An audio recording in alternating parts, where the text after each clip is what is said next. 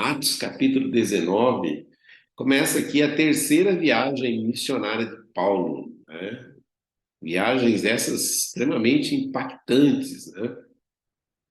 Mas uma coisa me chamou a atenção agora, que eu tenho uma passada aqui, né, de olho em cima desse capítulo 19. A Bíblia diz que quando eles estavam em Coríntios e agora eles chegaram em Éfeso. Olha a pergunta de Paulo quando ele encontra lá alguns discípulos, alguns crentes, né? Lhes perguntou: vocês receberam o Espírito Santo quando creram? Eles responderam: não, nem sequer ouvimos que existe o Espírito Santo. Olha que coisa interessante. Olha o assunto do crente na época quando encontrava o outro. Não é, ô, irmão, e aí, como é que tá a luta? Tá terrível, né? Tá difícil, né? E a situação lá na sua... Oh, tá complicado. Não, não. O assunto era, vocês estão ligados aí no Espírito Santo? Quais são as experiências que vocês têm tido com o Espírito Santo? Qual é a novidade, né? Qual é o diferencial? O que aconteceu ontem? A experiência de ontem, de ontem, da semana passada? Como é que tem sido a vida de vocês com o Espírito Santo? Olha o assunto, olha a tônica do assunto. Dependendo do assunto que a gente vive abordando, a gente desenvolve uma atmosfera correspondente àquele assunto. Se murmuramos, se questionamos, se andamos com pessoas que só falam bobagem, que só falam coisas que não acrescentam nada, essa é a atmosfera que a gente vai estar vivendo e atraindo. Agora, quando a gente encontra assim com pessoas que a novidade é compartilhar algo dos céus que receberam através do Espírito Santo ontem, agora há pouco, essa noite, com certeza vai ser essa atmosfera que a gente vai desenvolver e vai viver debaixo dessa influência poderosa, como essa influência poderosa que a gente vive, que de repente não é do Espírito Santo, é da necessidade, é da escassez, é da tristeza, é da melancolia, é da decepção, é da frustração. Então, é isso. Vamos atrair isso. Aí eles continuam, mas que batismo é esse? Hã? Como? Vocês não estão ligados? Não é o batismo de João, é o batismo com o Espírito Santo. Ah, a gente quer esse negócio. Olha que coisa interessante, né? A gente quer essa novidade. A gente quer mais de Deus. Aí a Bíblia diz que, o verso 6, quando Paulo lhes impôs as mãos, veio sobre eles o Espírito Santo e começaram a falar em línguas e a profetizar. Olha que coisa interessante. Não precisou, tipo assim, vamos fazer uma reunião de oração, vamos subir um monte, vamos descer um vale, vamos marcar um evento sobre o Espírito Santo. Não, a conversa rolou fácil. Vocês estão ligados aí no Espírito Santo? Não, a gente não conhece nada, não. Vocês querem? Opa, é agora. Tá bom, orou. Os caras começaram a falar em línguas estranhas, foram batizados com o Espírito Santo e receberam dons, começaram a profetizar. Assim, ó, sem fazer curso, sem fazer escola, sem ir para seminário, não. Eram todos 12 homens. Tinha, fala até a quantidade de pessoas. E aí, Paulo ficou ali pregando e tal. E o verso de número 11 também me chama a atenção. Deus fazia milagres extraordinários por meio de Paulo. Sempre quando a nossa prioridade é o Espírito Santo, é o reino, coisas extraordinárias acontecem, seguem aqueles que creem, aqueles que têm fome de mais de Deus. Paulo, ele começa a experimentar coisas que Jesus não experimentou. Olha o verso de número 12. De modo que até os lenços e aventais que Paulo usava eram levados e colocados sobre os enfermos. Estes eram curados de suas doenças e os espíritos malignos saíam deles. Olha que coisa poderosa. O poder, a graça de Deus por meio de Paulo, assim, né, saía, né, até através das suas roupas. Não precisava expulsar demônio, orar, sai, no lenço. Os aventais do cara já faziam a charada correr. Doenças eram curadas. A Bíblia não enumera aqui que tipo de doença, porque Jesus, através do Espírito Santo, ele cura, sara. Nós fazemos diferença. Não, essa doença é mais complicada. Essa doença pode até matar. Essa aqui até aleja. Mas aleijado, morto, doenças as mais diversas, como lepra incurável na época. Jesus chegava, pá, já era, já era. E aqui a gente olha, não é Jesus, é Paulo. E aqui a gente lembra que Jesus diz no Evangelho de João, capítulo 14, no meu nome, vocês farão as coisas que eu faço e as farão maiores. Maiores. Por isso que eu disse que com Jesus não aconteceu esse tipo de milagre. Né? Só aquele momento em que a pessoa toca, né? Aquela mulher toca nas vestes de Jesus e ela é curada, pelo menos como um relato bíblico. E aqui você observa que não tocaram em Paulo, né? Pegaram os lenços e aventais deles, que era tirado dele e colocado lá em cima do doente, do endemoniado. E aí isso atrai. E aí sempre vem os falsificadores, né? Os filhos de Belial, né? Os filhos do diabo. Deus cria algo e o diabo ele age em contrafação, ele cria algo o inverso, né? Inverso. Ele falsifica dons. É uma tônica que eu entro no seminário Peniel, não dá para entrar aqui.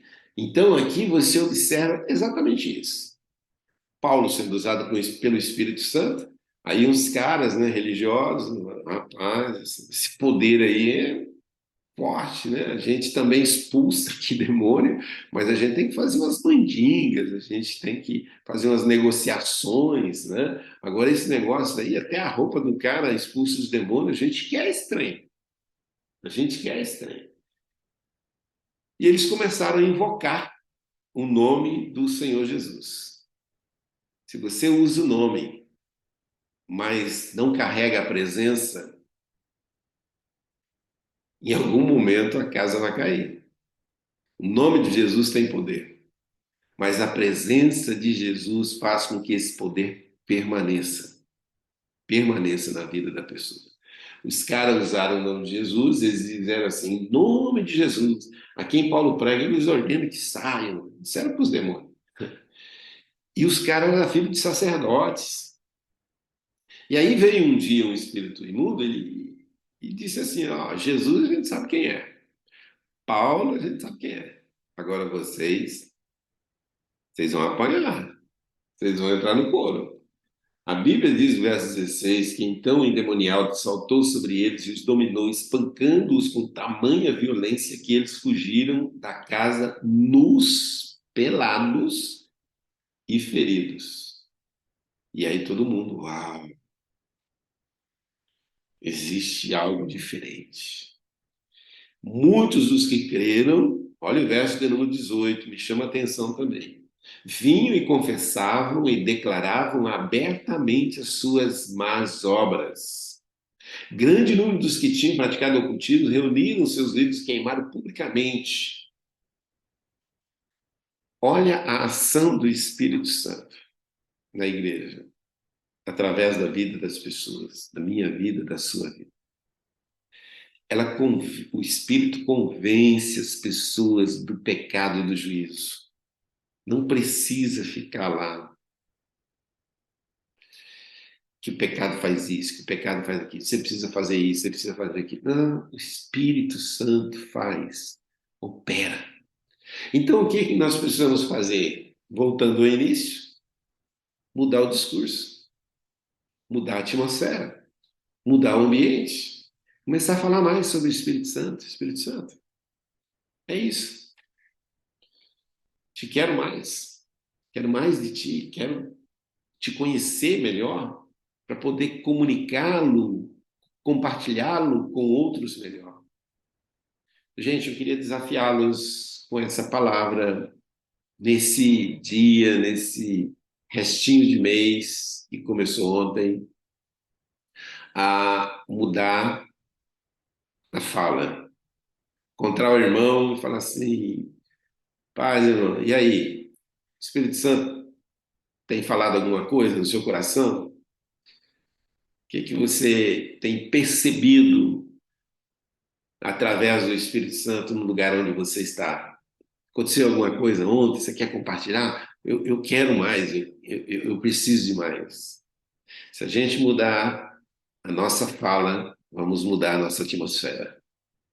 E nada melhor do que viver debaixo dessa atmosfera do Espírito Santo. Vamos orar? Senhor, reconhecemos que a Sua palavra é a verdade que liberta. Então, Senhor, liberta-nos da religiosidade, liberta-nos do conformismo, liberta-nos de nós mesmos, que muitas vezes somos nós que desenvolvemos uma atmosfera negativa, de incredulidade, de, de ausência da sua presença, porque dizemos que o Senhor se esqueceu, está distante, que não está presente. Senhor, nos perdoe. Nos perdoe por fazer da nossa boca a nossa própria sentença e não fazer da nossa boca um lugar onde nós vamos profetizar para desenvolver uma atmosfera diferente. Limpa nossa mente, limpa o nosso coração, ajude-nos a focar os nossos olhos naquilo que é bom, naquilo que acrescenta, naquilo que faz parte do teu reino. Ajude-nos para que, olhando para isso, possamos encher o coração de fé e de esperança, de alegria, de paz, e então liberar isso sobre a circunstância. Ah, Senhor, ajude-nos a querer mais, mais o teu Espírito e da alegria e da paz e da vida que ele proporciona em nós e principalmente através de nós, porque o teu Espírito faz-nos, no meio a um mundo em guerra, mensageiro de paz, em meio a um mundo doente, mensageiros de cura, em meio a um mundo hostil, mensageiro de conciliação e de comunhão.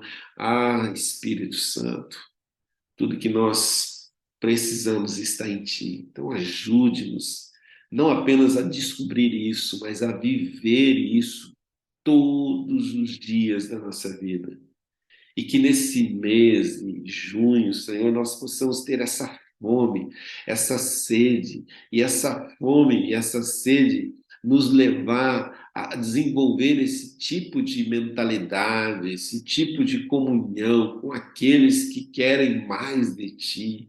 Vem, Senhor, vem, Espírito Santo, traga nessa manhã, uma unção de renovo sobre a vida de cada um de nós, uma unção de graça, de expectativa, que quando nós nos reunirmos para celebrar a Cristo, celebrar a vida, possamos ter algo para compartilhar, possamos ter razões para agradecer, possamos ter motivos para estar juntos e permanecermos juntos. Então, vem, Senhor, vem e opera nas nossas vidas e principalmente através das nossas vidas. Queremos ser esses termostatos, essas pessoas que vão estabelecer a temperatura, o ambiente, onde quer que o Senhor nos enviar hoje. Usa-nos, ó Deus, como agente de milagres, como agente de transformação. Pedimos muitas vezes por nós, Senhor, abençoa-me, mas nesta manhã nós queremos pedir, Senhor,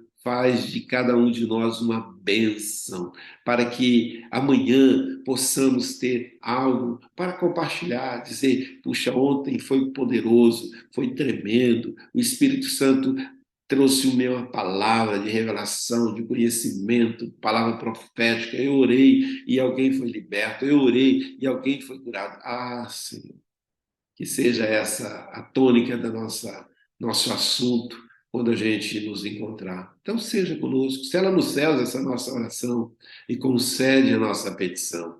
E vá à frente, Senhor, rompendo portas de ferro, despedaçando ferrolho de bronze, trazendo à luz aquilo que está oculto, para que possamos experimentar mais do Senhor. Então, seja conosco, é a nossa oração em nome de Jesus. Amém, amém e amém e amém. Veja esse coach de hoje, tem um pouquinho a ver com isso, né? Uma hora na presença de Deus revelará as falhas, mesmo de planos feitos cuidadosamente. Uma hora. O salmista diz assim: é melhor estar na casa de Deus do que em qualquer outro lugar. E aqui a Cicote, uma hora na presença de Deus. E às vezes a gente gasta algumas horas na presença da televisão, né, na presença de um pessoal que só fala bobagem e não gasta, não investe uma hora na presença do Senhor. A gente pode fazer esse teste aí e de repente descobrir que algumas coisas que a gente está fazendo não está funcionando e nem vai funcionar, porque Deus não está nesse negócio.